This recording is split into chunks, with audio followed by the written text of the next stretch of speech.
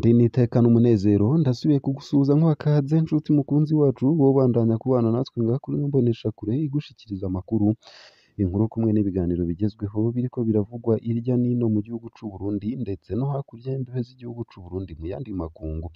Ntunyemerere nkuhe kaze, ndaguhaye mwiriwe cange mwaramutse bivanye n'aho udukurikira uherereye muri iki gitondo c'uwu munsi wa kabiri, igenekerezo rya 24 z'ukwezi kw'icumi umwaka w'ibihumbi 2023.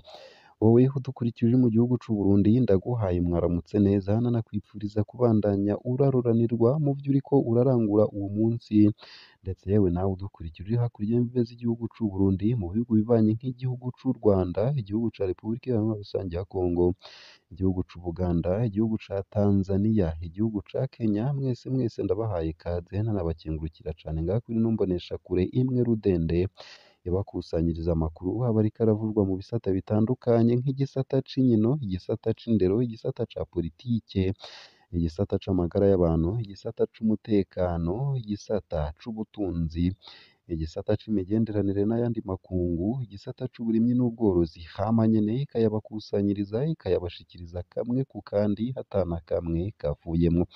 Ico utegerezwa gusa nta kindi ni ugufyonda sabone canke subscribe nawe utaravyondako, hama ukabandanya urashikirwa n'amakuru, inkuru kumwe n'ibiganiro vyose tubandanya gushikiriza binyuriwe ngaha kuri ino mboneshakure imwe rudende ibigutohoreza, hama ikabigushikiriza kamwe ku kandi atana kamwe kavuyemwo mu buryo butomoye kandi butosoye. Ano makuru arabashimikiye ku ngingo nkuru zikurikira: mu ntara ya Makamba, ukwikwega kw'abakozi ba OBR biridogerwa n'abanyagihugu. Abitura ikigo kijejwe kwegeranya amakori n'amatagisi OBR mu ntara ya Makamba mu bumanuko bw'u Burundi baridogera ukwikwega kw'ibikorwa muri urwo rwego. Abanyagihugu bidoga ko bacererwa mu bindi bikorwa mu gihe bituye OBR kuko umukozi umwe ari we akorera ku biro rusangi vya Makamba. Basaba ko ico kigo congereza ibitigiri vy'abakozi. Iyo nkuru ku buryo buramvuye ni mu kanya ntuje kure. Nayo ndibunakugeze ko iyi nkuru mbi inateye agashavu ivuga ko mu ntara ya Cibitoke ibiziga bibiri vyasanzwe aho bimanitse ku giti. Hafi isaha 9 z'igitondo co kuri uwu wa gatatu w'ino ndwi iheze, abarimyi bagiye mu murima ku mutumba na zone Buzirasazi muri komine Murwi mu ntara ya Cibitoke mu buraruko bushira uburengero bw'u Burundi. Baratoye ibiziga bibiri bimanitse ku giti. Barabimenyesheje abasirikare nabo baciye bahashika. Ivyo biziga vyarahambwe ata amatohoza abaye. Abanyagihugu bo muri ako karere basaba umuco kuri ivyo biziga.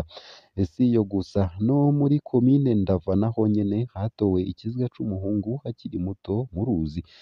Ikiziga ca Ruferedi Ntirameba w'imyaka 13 caratuwe ku mugoroba wo kuri uwu wa gatatu w'indwi iheze mu ruzi Kaniga rugabura imitumba ya Bugera ndetse na Gatsinga muri komine Ndava mu ntara ya Mwaro hagati mu Burundi. Abantu 5 barahagaritswe n'igipolisi. Izo nkuru zibiri mu buryo buramvuye ni mu kanya ntuje kure. Nayo mu bindi kandi mu ntara ya Makamba gucererwa ko kunganisha imishahara birashavuje abakozi bo mu bushikiranganji bw'amagara y'abantu. Abakozi bo mu bushikiranganji bw'amagara y'abantu mu ntara ya Makamba mu bumanuko bw'u Burundi baridoga. Abagiriza abajejwe ubuvuzi muri iyo ntara kudashira mu ngiro ingingo yo kunganisha imishahara y'ubwo bushikiranganji bakukira. Ku bwabo bidoga, abajejwe ubuvuzi baranka gushira mu ngiro politike yo kunganisha imishahara nk'uko vyemewe n'ubushikiranganji bw'amagara y'abantu. Ese ayo gusa, ayo hamwe n'ayandi ni mu kanya mu buryo bw'idonido ntuje kure.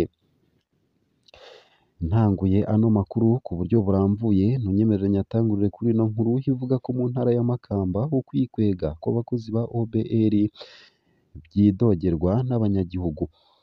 Abitura ikigo kijejwe kwegeranya amakori n'amatagisi OBR mu ntara ya Makamba mu bumanuko bw'u Burundi baridogera ukwikwega kw'ibikorwa muri urwo rwego. Abanyagihugu bidoga ko bacererwa mu bindi bikorwa mu gihe bituye OBR kuko umukozi umwe ari we akorera ku biro rusangi vya Makamba. Abasaba ko ico kigo congereza ibitigiri vy'abakozi. Bamwe mu bidoga ni nk'abanyeshure bahejeje amashure yisumbuye n'ay'imyuga barondera impapuro za nkenerwa muri OBR kimwe n'abarondera impapuro zitandukanye twavuganye bavuga ko bashobora kumara iminsi 2 canke 3 batararonka impapuro basavye ku bwabo ivyo bituma haba ugucererwa mu kurondera impapuro mu bindi bisata co kimwe n'abasaba impapuro z'inzira mureke arengane canke izindi mpapuro baja ku biro rusangi vya Makamba muri OBR bemeza ko bishikaho bataronka umuhango wabo amasango n'amasaha biba vyari bitegekanirijwe kuva kare ivyo bigahungabanya abasaba izo mpapuro basigura ko ivyo biva ku kuntu igisata kiraba izo mpapuro kirimwo umukozi umwe gutyo igihe uwo mukozi agwaye canke afatiriwe n'ayandi mabanga bategerezwa kumurindira gushika agarutse ku bikorwa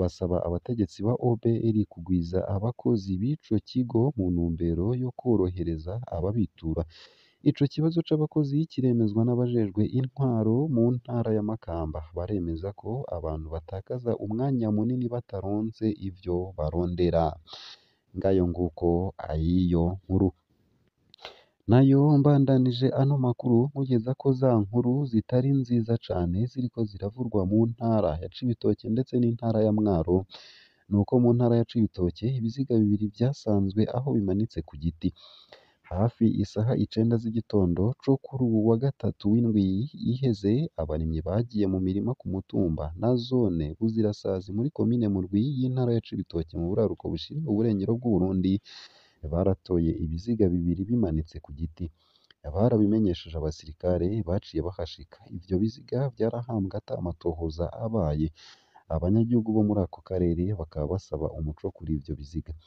ibiziga bigitorwa ubwo nyene vyaciye bimenyeshwa nk'uko bivugwa n'isoko mu gisirikare co ku kirindiro kihegereye abasirikare baciye babuza ko abantu bahegera ivyo biziga vyari bifise ibikomere hose ivyerekana ko abo bantu bishwe bacumizwe uko akaba ariko vyemezwa n'uwabibonye twasanze muri ico kibanza abo bishwe baramenyekanye ni umugabo aturuka muri komine ya Bubanza umwe mu bishwe yari yamye asangira urwarwa n'abagenzi biwe ku munsi w'Imana mw'ijoro rero turababajwe no kubona atorwa yapfuye uko akaba ari kumwe mu bajejwe intwaro yari kumwe n'umuhisi mu mpera z'indwi iheze avuga umukuru wa zone Buzirasazi hamwe n'imbonerakure ni ukuvuga abanywanyi b'umuhari w'umugambwe CNDD FDD ku itegeko rya Musitanteri wa komine Murwi baciye bafuba vyihuta ivyo biziga Musitanteri wa komine Murwi yasiguye ko kwari ugutegerezwa gukingira abanyagihugu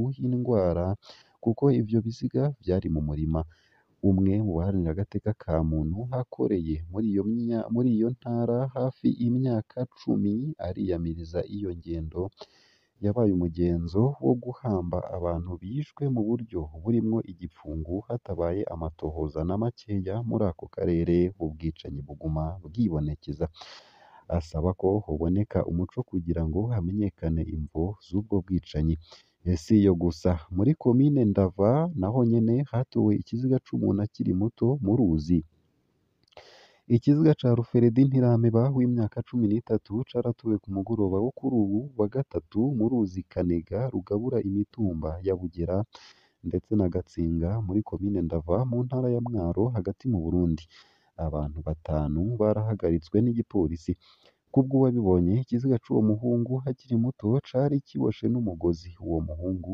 yicishijwe amahiri Alfred Ntirameba yari yabuzwe irengero kuva ku munsi wa gatandatu w'indwi iheze yaturuka ku mutumba Rango muri iyo komine nyene ayo makuru haremezwa na Bernard Barihinyuza umukuru w'umutumba Rango uwajejwe intwaro abona ko uwo yishwe mu gihe yari kariba mu murima w'ibiraya kubw'uwo mukuru w'umutumba uwo mwana yari mu murwi w'abasuma bafise iyo ngeso yo kwiba mu mirima yafatanywe itonga abo bari kumwe barashoboye guhunga abantu 5 bikekwa bakaba barahagaritswe bakajanwa mu gasho k'igipolisi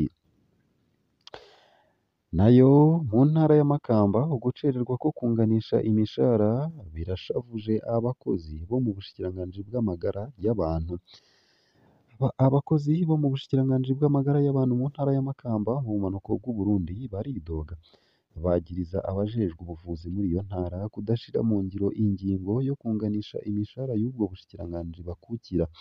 Ku bwabo bidoga, abajejwe ubuvuzi baranka gushira mu ngiro politike yo kunganisha imishahara nk'uko vyemewe n'ubushikiranganji bw'amagara y'abantu. Mu ntango z'uwo mwaka, ubushikiranganji bwategetse ko haba kunganisha imishahara. Ivyo vyarakozwe mu zindi ntara kiretse aha i Makamba. Nico gituma twahagurutse kugira ngo dusabe ivyo turekurirwa n'amategeko. Bivugwa n'abafise amakontara bakorera mu mavuriro atandukanye yo muri iyo ntara. Ariko ku bw'abo bakozi, uwurongoye ubuvuzi i Makamba yahisemwo kubikora ukundi. Twaratangajwe n'ingingo ya Gerard Haziyo arongoye intara y'ubuvuzi ya Makamba. Yashizeho umurwi wiga imishahara izohabwa abo bakozi. Icegeranyo c'inama cashizwe ahabona kuwa 24 Ndamukiza 2023. Ariko aho kudutunganiriza, Haziyo yategetse abarongoye uburere bw'ubuvuzi kubikora ukundi. Uko akaba ariko abo biraba bidoga. Bariyamiriza ingingo iduza imishahara ku bajejwe ubutunzi bafise diplome AD bakabakura ku bihumbi 130 bakaja ku bihumbi 180 vy'amarundi. Hagereranijwe imishahara y'abasustati bahembwa ibihumbi 280, hari ubudasa bw'amafaranga ari hagati y'ibihumbi 80 n'ijana ku bantu banganya amashuri, niko biyamiriza. Ku ruhande rwabo, abagize uwo murwi bavuga ko basanze hari amavuriro mato mato adashoboye guhemba umushahara abakozi hakurikijwe uko umushahara wasubiwemwo nk'uko vyapfunditswe n'umushikiranganji.